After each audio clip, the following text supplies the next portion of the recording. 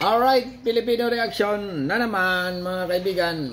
Okay, eto na mga kaibigan, nagte-trending ngayon. Hala, Senador Rapi Tulfo inalok daw di umano ng 1 billion ni FL Lisa para manahimik sa isyo ng PCSO Lotto. Okay, ito kaya ay tunay. Filipino reaction lang tayo. Okay, Tulfo. Ito. Okay. Okay, pasok. May mga nakarating sa atin, pero this is allegedly na may 1 billion figure na inaalok kay Tulfo. Ito ang wow trending. First Lady Liza Marcos to the rescue daw kay milyonaryo Kiades Robles. Ito daw ay matapos na makorner ang manok ni First Lady Liza Marcos na si Mel Robles sa issue na kinakaharap ngayon ng PCSO. Ayon pa kay Madam Maharlika na may nangyayari daw na areglo kay Senador Rapi Tulfo at kay Senador Coco Pimentel. Ganon? Oh my God, gulay! Kasi mga kaibigan, yun ang itong anomalya sa PCSO. Inimbestigahan na. Okay, ngayon nga, ito na nagtitrending ngayon, Senador Rapi Tulfo inalok daw di umano ng 1 billion. Oh, wow. Grabe naman. Ito kaya tunay. Okay, continue lang. At ayon pa nga daw sa puting ahas ni Maharlika na ang offer di umano kay Senador Rapi Tulfo ay umabot daw ng 1 billion pesos. Oh my God. At ang kay Senador Coco Pimentel naman daw ay umabot ng 400 million pesos. Matapos kasi na mabisto ang nanalo ng 43 million pesos na babae, na intriga ang mga netizen dahil sa lumabas daw ito na peke ang winner.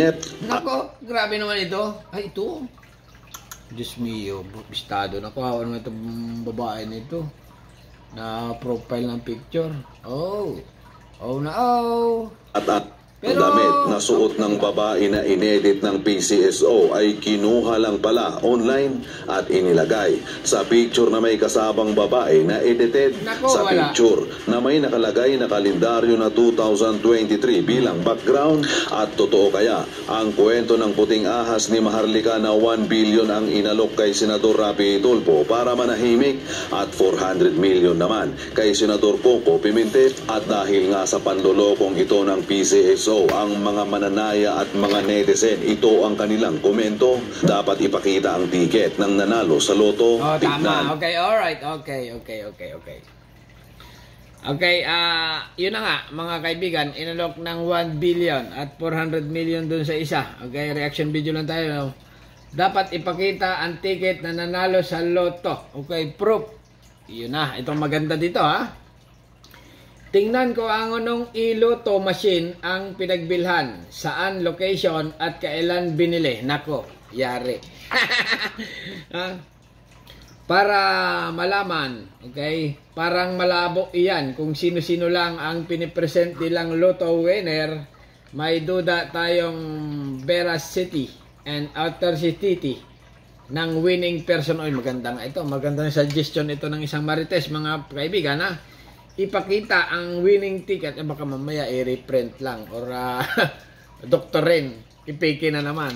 Anak ko, Diyos mio, Mari-Mari, yan ang problema. Basta ticket. Continue lang, Kung anong iloto machine ang pinagbilhan, saan ang location at kailan binili o anong oras na issue ang winning ticket, parang malabo yan. Kung sino-sino lang ang binipresent nila sa loto na winner, may duda tayo sa veracity at authenticity ng winning person. Mr. Tulfo, ipakita mo ang angas sa pag-imbestiga sa PCSO, babantayan ka namin. Kapag di na-expose ni Senador Tulfo ang ebidensya sa Thursday, ikaw, Madam Fair Lady, ang mag-expose kaya si Senador Tulfo mapapahiya sa buong Pilipinas at mawawalan. Ibig sabihin, ito si Madam Lady ay best friend niya itong si Mel Robles.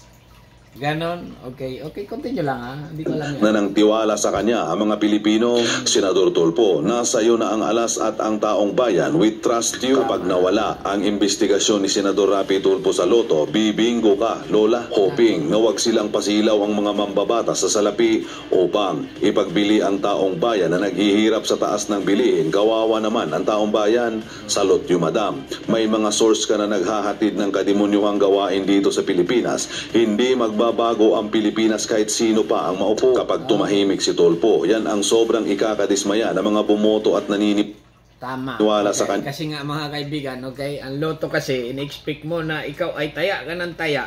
Ha? Taya ka ng taya, nangangarap ka na tumama, maging milyonaryo. Pagdating ng panahon, kung sakaling ikaw ay tatama, yung pala naman ay may tatamaan na at hindi ikaw. Okay, nangangarap ka, yung pangarap mo ay naanunahan ng iba. Okay? Dinaya na. Okay, continue lang. At sa ACT at saka sa CIS, sana talaga manindigan si Senador Rapi Tulfo sa katotohanan. Okay, sa tingin ko naman mga kaibigan, dito kay Senador Rapi Tulfo ay tunay ito. Okay, patas ito, patas. Ayun ang nakikita ko sa kanya. Okay? Okay, continue lang. Siya para sa taong bayan at sa ating bayan. Makikita natin kung totoong para sa bayan si Senador Rapi Tulfo, di papatinag sa pressure gaya ng hearing sa sibuyas smuggling. Itinigil tapos na-appoint pa sa government position ang involved with ganon. Ay, OMG. Trust you, Senador Tulfo. Ating puting ahas Ayan. na inaareglo ni Lisa Ahas Naku. at si Tulfo at yung si Millionario. Okay, naku, Naka-move on si na ba kayo doon sa Maharlika ito mga kaibigan, ha? Si Maharlika ito nagsasalita, medyo matindi ang banat nito. Ha? Kasi nga, ayun na nga, about dito kay Lisa, ino-offer daw kay Rapi Tulfo ang 1 billion. Ay, sabi niya, okay, sabi niya, ha? Reaction lang ako. Okay, plating statement ni babaeng ahas o ni Lisa grabe Smugs doon sa sama-sama tayong babangon muli para maging milyonaryo. And I'm so happy, trending, viral sa TikTok, sa YouTube, sa lahat ng social media platform. Sigurado. Ibig sabihin, gising kayo. Sabi ni Mac, may sakit ka, ni Miss Maharlika, wala. Ang ganda-ganda ng natin ngayon, ng galindog. Medyo lang tayo ngayon. Yung boses natin, nagsipon ako kahapon, di ba? But I am 100% perfectly beautiful. Okay, though. Okay. May sipon ka pa? Ako, dami na nagmamahal sa akin. Ang ibig sabihin sa iyo, Maharlika, paano mo na naman nalaman na inupiran itong si Senador Rapi Tulfo ni Madam Lisa ng 1 billion? Saan mo nakuha yan? Baka mamaya, chismis lang yan. Mahirap ang paratang ng ganyan. 1 billion, napakalaking pera.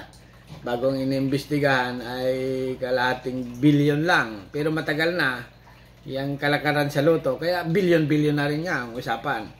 Pero yung 1 billion na yan mga kaibigan ay medyo hindi pa natin alam ha. Reaction video lang ito. Dito sinabi ni Maharlika nga. Don't worry, I'm okay, okay? Okay. Dami kong mga nilalaklak na, hindi alak ha, nilalaklak na paalindog. Okay, so ito na. So kanina, yung pansinin yung boses ko, kunyari sintonado tayo today. Okay. Galing ako sa concert. Okay? So kanina, sinabi ko sa inyo na nakarating sa atin na wina-workout ni babaeng ahas at ni milyonaryo si Rapi Tulfo. At binanggit ko rin sa inyo ang tungkol kay Coco Pimentel na kaya nung last year ay hindi na push itong PCSO anomalies, nagkabayaran, nagkaayusan. Yun ang nakarating sa atin. Nako, OMG, ibig sabihin, kada confidential na inailabas dyan sa PCSO, ay nagkakaroon ng bayaran or something bayaran nga. OMG. Pero mga kaibigan, etong nangyayari, mahaba ito, 1 oras yata ito. At 3 oras ito. Okay, medyo pa-explain lang natin, 10 minutes lang. Explain lang natin, itong anomalya sa PCSO, sa tingin ko lang dito, sa pag-iimbestiga ng nito, okay, sa Senado, ay nakatutok nga ang sambayan ng Pilipino, okay? At ako hindi naniniwala mga kaibigan na mababayaran itong si Senador Rapi Tulfo at si Senador Coco Pimentel ng mga ganyang kapirahan. Okay? Kasi nga parang pag nabayaran, tinanggap, ay di ano pa mangyayari sa atin nito. Pare-pareho tayo siya nga. Okay? Nga mangyayari. Patuloy na mangyayari yan pag sila ay nabayaran. Pero sa tingin ko naman hindi yan. Okay? Kasi nga ito si Senador Rapi Tulfo ay buong-buo ang tiwala natin dito. Okay? Tiwala lang, kapit lang mga kaibigan. Okay? Pero ito nga 1 billion ang suhol. OMG. Okay, hanggang dito na lang at bahala na kayo. Panoorin nyo. Ha? Kung anong masasabi nyo dito sa anomalya ng PCSO na dinaya nga, maliwanag nga dinaya. Okay? Yung picture needed. Okay? Bahala na kayo. Subscribe kami channel. Don't forget, comment. Bye-bye. Thank you.